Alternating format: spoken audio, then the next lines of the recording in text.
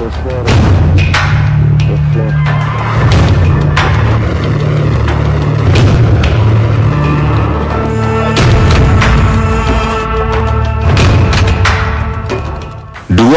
tahun sudah perang dingin antara Amerika Serikat dan Rusia berakhir. Sebuah pertemuan besar antara pemimpin Soviet Mikhail Gorbachev dan Presiden Amerika Serikat George Bush di Malta mengumumkan akhir dari perang dingin. Kini, seperempat abad kemudian, para politisi dan ahli militer Rusia memperingatkan bahwa tak lama lagi dunia memiliki kemungkinan akan menghadapi perang dingin jilid 2. Menurut Wakil Menteri Luar Negeri Rusia, Sergei Ryabkov, hubungan antara Rusia dan Amerika Serikat mulai naik turun jauh sebelum konflik Ukraina dan bukan atas kesalahan Rusia.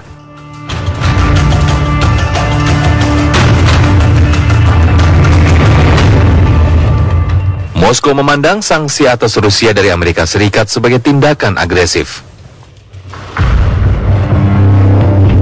Perang dingin abad ke-20 berakar dari sebuah konfrontasi ideologi yang tak bisa didamaikan antara Amerika Serikat dan Uni Soviet. Namun kali ini, masalahnya bukan lagi soal ideologi, melainkan berakar dari konfrontasi geopolitik.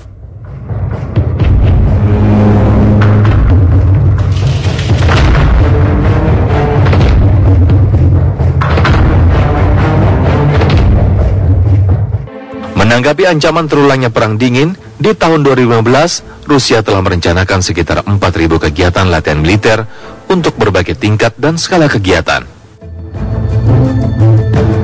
Kegiatan militer Rusia tersebut mencakup latihan perang bersama negara-negara anggota Collective Security Treaty Organization atau CSTO dan Shanghai Cooperation Organization atau SCO.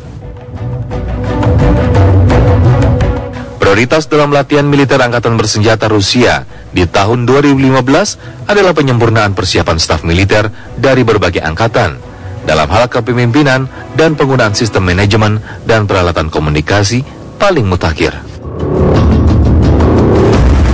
Bahkan Angkatan Bersenjata Rusia mulai memamerkan rudal jelajah antara benua dalam sebuah parade militer belum lama ini. Rusia mengancam akan menggunakan kekuatan rudal di Eropa jika negara NATO tetap berkeras membangun pertahanan anti-rudal yang didukung Amerika Serikat.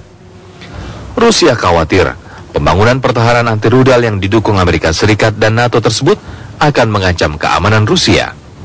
Rusia mengancam jika rudal pertahanan Eropa tersebut tetap dibangun, maka Rusia siap memperkuat hulu ledak pada rudal-rudal balistiknya. Amerika Serikat dan NATO beralasan bahwa rencana penempatan pertahanan rudal di Eropa Tengah ini hanya untuk perlindungan dari kemungkinan serangan Iran dan Korea Utara. Meski demikian, NATO mengakui bahwa sistem rudal pertahanan yang akan dibangun Amerika Serikat dan NATO nantinya masih belum bisa menandingi kekuatan nuklir Rusia. Saat ini, pemerintah Rusia secara drastis meningkatkan anggaran belanja militernya sejak bersih tegang dengan Amerika Serikat dan NATO. Anggaran belanja militer Rusia mayoritas digunakan untuk pembelian pesawat jet tempur, tank tempur, kapal selam nuklir, dan amunisi rudal, serta latihan tempur hingga 85% dalam 5 tahun terakhir.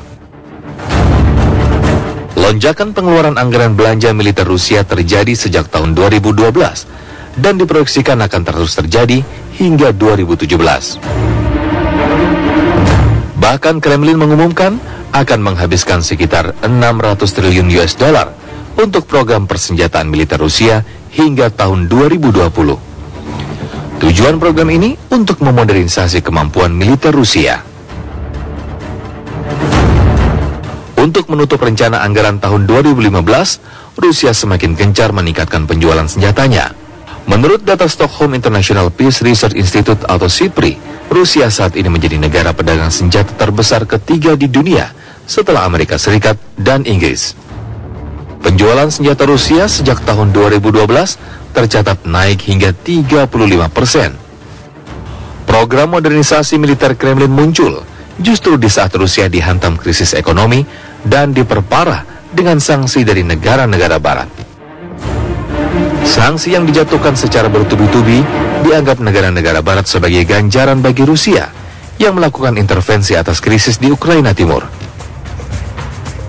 Saat ini, Rusia telah memiliki ratusan jet tempur, ratusan tank tempur, dan 8 kapal perang baru yang semuanya siap beroperasikan hingga tahun 2020. Bahkan, sebuah kapal selam nuklir canggih terbaru juga sudah dipamerkan Rusia. Upaya Rusia dalam memodernisasi perlengkapan dan persenjataan militernya diyakini sebagai jawaban atas kesiapan perang terhadap ancaman negara-negara Barat.